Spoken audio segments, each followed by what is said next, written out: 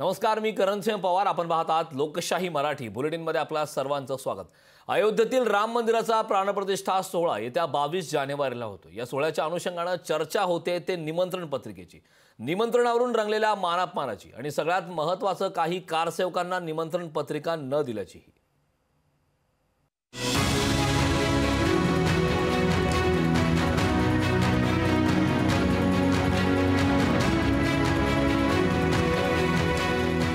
त्या टायमाला जेव्हा गणपतीचं डेकोरेशन केलं त्या टायमाला हे बा असं ही जे अयोध्याचा नकाशा, प्रयत्नांची शर्यत करूया, राम जन्मभूमी मुक्त करूया, हे असं गणपतीत म्हणजे लोक जागृतीसाठी.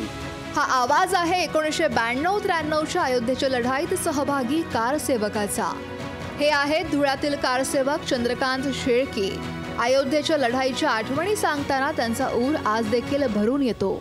मोजकीच दळणवळणाची साधनं असताना धुळ्यासारख्या ठिकाणावरून आपण अयोध्या कशी गाठली याविषयी ते आज देखील भरभरून बोलतात. आम्ही 2 जण पाचकंदीच्या मित्रमंडळाचं पतित पावनकडनं 2 जण गेलो एस टीमध्ये. आमच्या खिशात भाडं नाही, काही नाही. विनोद भाऊ होते, रवी भाऊ बेलपाठक होते, हे जे अजून तिथली आमची तरुण मंडळी होती. या मंडळीनं मग आम्ही 17 ते 18 20 जण कमीत कमी 20 जण त्याची एस टीमध्ये बसलो. इथून भुसावळ मार्गस्थ झालो. भुसावळवरून मग हैदराबाद डायरेक्ट अयोध्या फौजाबादपर्यंत. अयोध्येतील राम मंदिराचा प्राणप्रतिष्ठा सोहळा येत्या 22 जानेवारीला होणार आहे आणि यासाठी राजकारण, चित्रपट आणि व्यवसाय क्षेत्रातील बड्या व्यक्तींना निमंत्रण देण्यात आलंय. पण न्यास आणि प्रशासनाला ज्यांनी आपलं आयुष्य खर्ची घालवलं अशा कारसेवकांचाच विसर पडलेला दिसतोय. ते आनंद तर झालेला आहे भरपूर, एकदम भारतभर इतका आनंद आहे. पण धुळे शहरातील भाजपच्या कार्यकर्त्यांनी, कारसेवक जे वारले आहेत, आमच्यासारखे जे गरीब कार्यकर्ते गेलेले, त्यांना काहीतरी त्यांनी सन्मान वगैरे काही नाही. लोकशाही मराठीनं कारसेवकांची बातमी दाखवल्यानंतर हा मुद्दा राजकीय पटलावर देखील गाजू लागलाय. उद्धव ठाकरेंनी आपल्या पत्रकार परिषदेत या मुद्द्यावरून सरकारला चांगलंच घेरलंय. अनेक कारसेवक आता दुर्दैवाने आपल्यामध्ये नाहीयेत, पण सुदैवाने जे आपल्यामध्ये आहेत त्यांचा तो गौरव आहे.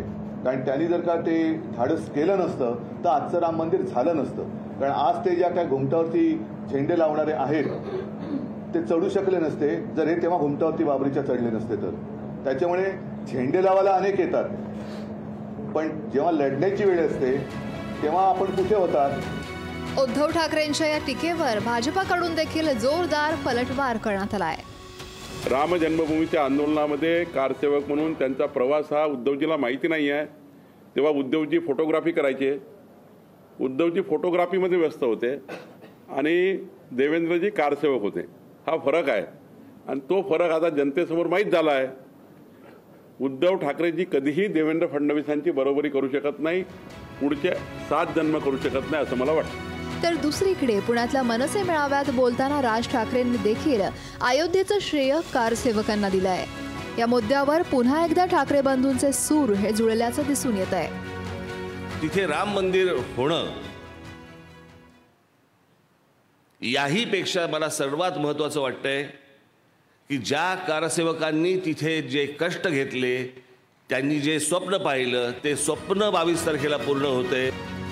90च्या दशकात राम मंदिर आंदोलन जेव्हा मोठ्या प्रमाणात पेटलेलं त्यात अनेक कारसेवकांना आपला जीव देखील गमवावा लागला.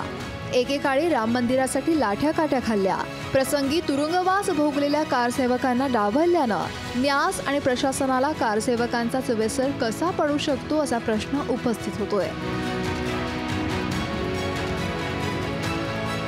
धुळ्याहून विशाल ठाकूरसह ब्युरो रिपोर्ट, लोकशाही मराठी.